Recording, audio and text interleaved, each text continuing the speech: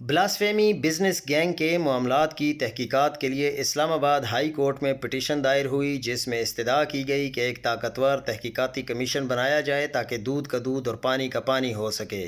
جبکہ اس کمیشن کی مخالفت میں بلاسفیمی بزنس گروپ بما لشکر سامنے آیا اور NCCIA کے انہی افسران کے زیر نگرانی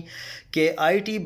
جے آئی ٹی بنانے کی رٹ لگانے لگا جنہوں نے خود مقدمے بنائے تھے۔ جسٹس سردار اعجاز اسحاق خان کی عدالت میں کافی عرصہ اس پٹیشن کی سماعت ہوتی رہی۔ ایک موقع پر جب بلاسفیمی بزنس گینگ نے معاملات اپنے خلاف جاتے دیکھ کر عدالت میں ہنگامہ آرائی کی کوشش کی تو جسٹس صاحب نے عدالت کی کارروائی کو براہ راست دکھانے کا حکم دیا۔ عام لوگوں نے پہلی بار اس گینگ کے معاملات کو براہ راست دیکھا۔ اس عدالتی کارروائی میں یہ واضح طور پر نظر آیا کہ FIA cyber crime wing NCCIA کے کچھ افسران واضح طور پر بلاسفیمی بزنس گینگ کی طرف نہ صرف ہمدردانہ جھکاؤ رکھتے ہیں بلکہ ان کے معاملات میں ملوث بھی ہیں۔ ماورائے عدالت گرفتاریوں سے لے کر پیسہ لینے تک کے معاملات سامنے آئے۔ آخرکار جسٹس سردار اعجاز اسحاق خان نے کمیشن کا حکم دیا، جس کے خلاف بلاسفیمی بزنس گینگ پھر اپیل میں چلا گیا اور ابھی اس اپیل کی سماعت کو دسمبر تک مؤخر کر دیا گیا ہے، یعنی 4 ماہ بغیر سماعت کے گزارے جائیں گے۔